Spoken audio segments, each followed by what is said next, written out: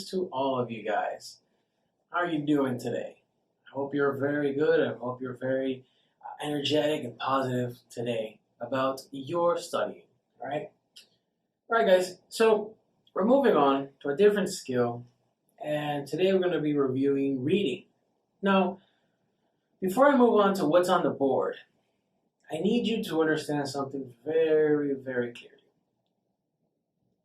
Honestly, one of the bases of learning English, or for your learning, should be reading. We as teachers should be reading every day. Maybe it's something boring, maybe they're just lesson plans, maybe it's some information that your principal has sent, but we have to read every day. Now, there's intensive and extensive reading, right? Intensive reading, it's not going to help you. Remember, intensive reading is what I just said. It's kind of like stuff from the principal, memos, contracts, things like that, things that you have to focus on every single word, and it's very draining. It's not going to help you because you're going to feel tired reading things that you don't want to do. But I really, really suggest that you do a lot of extensive reading, okay? That's a relaxed reading. That's reading for pleasure, okay? That's actually going out, buying a book. I have a large collection of books. My favorite authors are Paulo Coelho, Deepak Chopra, things like that. I like spiritual type of books. I have a lot of them. I have a full collection actually, and I enjoy reading. And it's a good pastime, good hobby. Now, what happens when you read? Well, they say that when you read, you travel different places, and it's true. So when you do this, you start learning about different places. So one of the things I told you in the video before was learning about different places will help you in listening. It's going to help you in speaking. It's going to help you write because you can be more creative. Like I told you before, the key to all this test, be creative. How do you be creative if you don't know anything in this world, right? How can someone think of a situation if they haven't even heard of it before? All these skills really fall in with each other, right? So one of the most important things really is going to be reading. And I really suggest that you go out and you buy a book. But remember, as part of my appreciation as a thank you for you guys of choosing this course to help you for the PTE B2 test, I've given you guys in a file a bunch of different ebooks. Yeah? So if you don't got money right now to buy a book, read one of those ebooks I gave you. It's super informative. It's a good text. I wouldn't say it's the longest thing in the world. They're short, they're nice, and if you want to practice, please read those books, all right? The best way to improve vocabulary will be reading because you're going to find words that you've never seen before. The good thing is you have time. You have time to pick up a dictionary, pick up internet, put in the words, see what it means, and then go back to the book and be like, that's what it means. In listening, this is why I told you, in listening, you do not listen for every word because there are words you don't know and there's no time for you to look it up in a dictionary or search it on the internet. So you have to kind of skip it, okay? But when you're doing extensive reading, you're just reading for pleasure, you have all the time in the world. Relax, take a book, learn some new words. Another suggestion, I would say maybe Da Vinci Code, Dan Brown, he uses a lot of good adjectives. Yeah, there's a lot of them in there. So if you want to expand your knowledge of adjectives, maybe for a speaking session, a picture description, read up on like Dan Brown's books. I like those books as well. Those are big, and they're gonna take some time, but that's all part of the effort. Yeah, it's your work that you're putting into it. You're making your mind develop. You're becoming better every single day. All right. So, reading is going to be one of the most fundamental parts of your studies, of you passing this test. Okay? Now, reading is a bit hard, I know. Sometimes we don't have time. Maybe we don't even like reading. Okay? That could be your case. It's not in my case because, like I told you, I love to read. But if it's not your case, you're going to have to make an effort. Okay? You're going to have to start making it a habit. Okay? Habits are something, it's just a very small step. So let's take a challenge and let's say that you're going to take those ebooks that I gave you and you're going to read 2 pages. Yeah. The moment this video ends, go ahead, pick the ebook that I gave you, the most interesting one to you, and just read 2 pages. Tomorrow, read another 2 pages. The next day, do the same. Watch it become a habit. Okay, maybe you're gonna challenge yourself. Eventually, you're gonna feel motivated. Be like, no, I can read 4 pages today. And another day, I'm gonna try to do 10 pages today, and watch you finish that book quick. And you're gonna choose another one and another one, and you might even write to me and be like, oh, Mr. Joseph, do you have another ebook? I'm sure I'll have another one somewhere, and I'm happy to give you another ebook if you wish. All right, as long as if I help you get a good habit of reading, that's excellent. I'll give you another ebook. Okay? But read, please. Do your best effort and make it a habit to read. It's going to improve your speech because it's going to improve vocabulary. It's going to improve your listening because you're going to know different things. Yeah, apart from vocabulary, you're going to learn places. And it's going to help your speech because you're going to know adjectives. You're going to know how to describe things. Okay, that's what authors do. They describe worlds to you.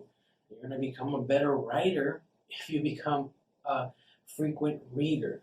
Okay? But let's get on to the point.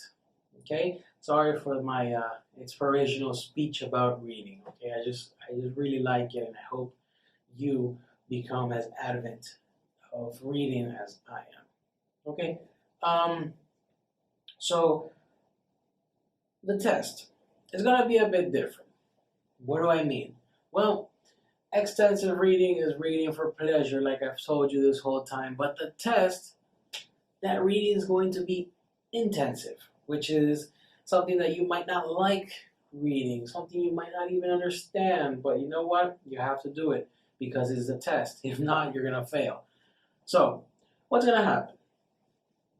If you remember, the second video in this course was about time. How the time constricts and the time limits we have for each skill and each activity, correct? Now, if you remember, the reading part is divided into 4 sections, and you're going to have no more than 7-8 minutes for each one. Not that they're going to tell you. They're not going to say, hey, you have 7 minutes for this section, and then when you're done, okay, you have another. No, it's not going to happen. Okay? In your mind, just know that you should take no longer than 7 to 8 minutes per section. That doesn't leave a lot of room, since every section is going to have maybe 10 questions. So you're talking that you're telling me that you're going to be like, Mr. Joseph, you're telling me I have less than a minute for each question plus the reading? Unfortunately, yes, you do. It's very difficult. So what are you going to do? I'm not going to cry about it, but we're going to learn about 2 skills that you're going to need for this. All right, guys. So again, put pause if you need to write this down. I'm going to explain it. It's very simple. 2 key skills. This is it. You learn it, you do it, and you'll pass the test. Trust me. Skimming and scanning. That's the #1 friend of reading right now. So these are the definitions for each, all right? Because skimming and scanning are not the same thing, all right?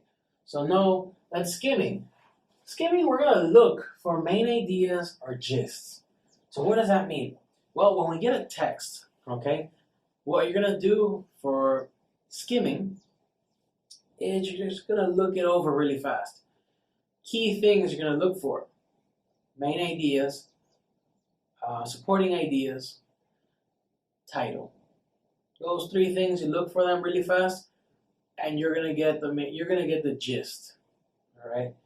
So first thing, you just look over the title. Look at the first couple of sentences, because the first couple of sentences you'll have the main idea.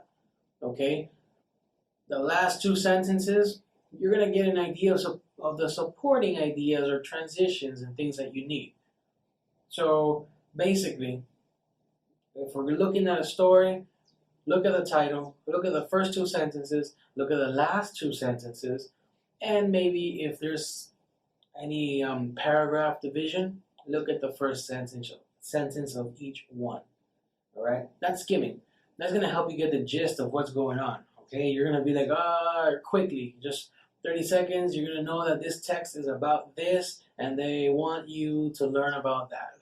That's it. Okay, that is the skimming part. Scanning.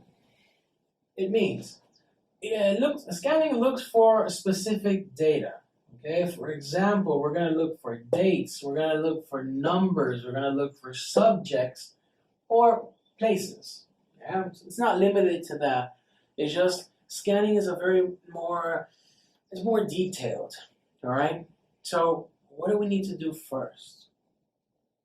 When you have your test in front of you, please, number one tip I'm going to give you right now, pay attention. It's something that I think students do, and I think we all do, so it might not come as a surprise. And if it does, well, start doing it. Please, read the questions first, okay? As soon as you start your reading section in the B2, just go to the questions. Look at the questions, look at the answers, okay? Have those things in mind, and then go back to the reading. Okay? Do not do the back and forth thing. That's a waste of time as well. Okay? Don't look for number one and then go back to the reading. Then number two, no. Just read over all of your questions, all of your answers, memorize as much as you can, get an idea of what you're looking for, and then come back. Most of the questions are going to say, what was the main purpose of something? If we're looking for a main purpose, we're kind of looking for a main idea, no? So we're going to skim that text to find the answer. If the question is, where did Mrs. Hurley meet someone, something like that, they gave you a subject. Now, if you have a subject, now you can use scanning. So now you go back to the text and you just scan where that person's name is, where that place that they mentioned in the question is, what number they're looking for. You just look for it, okay? Honestly, what I want you guys to do for this part of the test is the opposite of what I've been suggesting at the beginning of the video. All right, remember at the beginning of the video, I want you to read. Well, now for the test, I don't want you to read. It might sound a bit weird.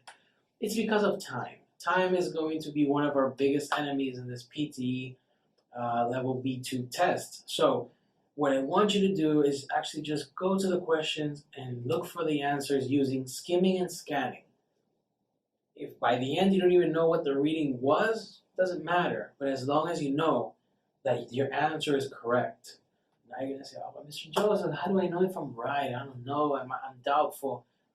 Listen, every test that I've ever taken, whether it's the university test for my degree, whether it's been SATs in the United States, FCAT, which is a test in Florida, I've taken this Pearson B2 level test, TOEFL as well. These tests have options, A, B, C, something like that. No, not every section, okay? But the reading section is going to have options. So, when you read a question, you kind of have the answer. Ask yourself, why is this the answer? Okay? Really do that. It's going to help you a lot. If you ask why, you're going to notice that you're going to have to answer because of something. So, you're a teacher, remember. So, if you say that the answer is B, ask yourself why. So that you can answer yourself and be like, well, because I found it in this paragraph and it says this, this, this. So now you're sure of yourself. And if you're not really too sure, you're in debate, well, then ask yourself, why is it not this the answer? So now you can say, well, I don't think it's this one because it's not mentioned, blah, blah, blah. It's not clear how they state certain things. Okay? So start asking yourself the whys, answer and answer the because. Give reason to yourself so that you're convinced that you've taken this test and that you're going to pass it. Okay? Because that's the objective. All right. I'm going to move on to some tips. Context clues. All right, when we're reading, like I told you, extensive reading, you're at home, you're reading a book, it's complicated, you have internet, you have a dictionary, you have time. Excellent. You're progressing in your vocabulary. In the test, you don't have a dictionary, you don't have internet, you don't have time. What do you do when you're faced with a word that you don't understand or you've never seen before? Use context clues. It's basically English. I mean, English is dominated by context clues on transforming certain words and its meaning. So read that text, read like the first line, the line that has that word you don't know, and the next one. So basically 3 sentences. Now, if there's a word in the middle, read the sentence above and read the sentence below. Get the context clues. Get the idea of what they want you to understand or what it might mean, and that's probably it. All right? So it's very important to understand context clues. Speed reading. If you absolutely have to read a text because the answer is just difficult and it requires you to read, don't take forever. Do not take forever. It just pace yourself, okay? Don't focus on the whole text. If you can, put a little sheet of paper, put your hand over the text, and read line by line. Because sometimes when you see a whole text, it distracts you. You become overwhelmed, you become intimidated by it, and you don't want to read it. So you kind of skip over, or you're reading one line and your eyes skip over to a word that you don't understand, and guess what? Your eye movement just distracted you, and now everything you read up here was for nothing, which means you wasted time. This is such a time-sensitive test that you don't have time to afford to do these things. Okay, so cover up the text with your hand. Start reading it line by line if you absolutely have to read, because you have to read that text really fast. Okay, skimming and scanning. I'm teaching you this because I don't want you to read it. Actually, I don't want you to read those texts. But if you have to, do it at a fast pace. Do it like I'm telling you. Cover up and just read line by line. Watch the reading process go by faster. In fact, you can even use that for your extensive reading when you're home. Yeah, big book, you just want to go quicker, do that, because sometimes your eye movements might betray you. Last thing, very important, super important that you know everything is in order. Okay? So this is super important to know, super cool, and very useful. Let's say you're stuck.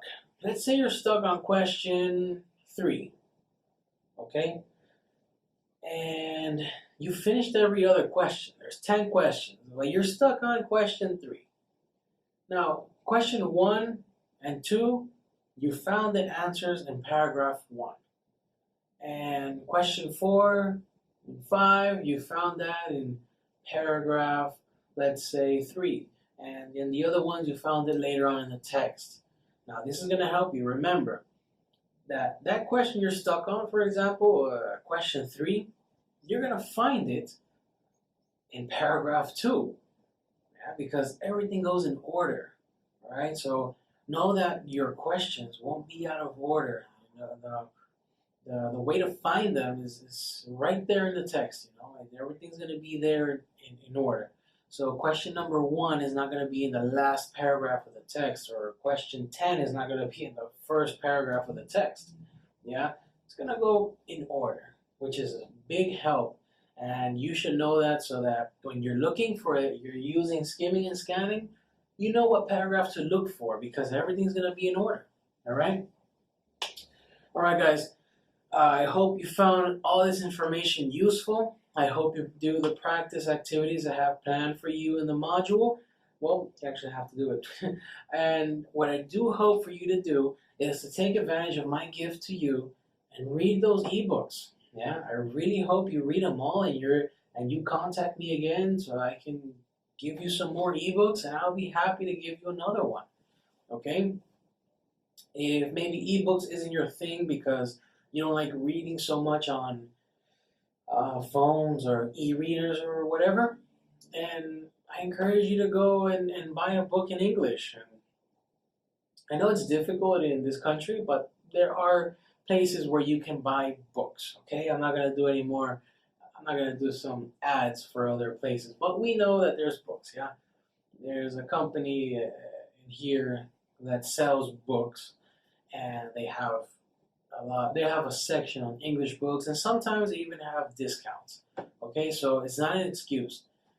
Um, Certain parts of Ecuador as well, it's very simple to get books. And if not, you might know somebody who's in the United States and they're coming. Just ask them a favor. Tell them, can you bring me a book from over there? You know, whatever book, something you like or whatever. You know, but get a book and start reading and improve your vocabulary, improve adjectives, improve every skill that you need to pass the Pearson PTE B2 level. All right, guys, keep working, and I'm sure we're gonna finish this journey together, and I'm sure you're gonna finish with a different mindset, and I am certain that you're gonna pass the test because you're working hard. All right. I'll see you later in another video. Okay, work hard. Don't give up. Remember, if you have a tired mind, wake it up. Do something to wake it up. All right. Get that mind woken up. Work hard. Thank you, guys. See you.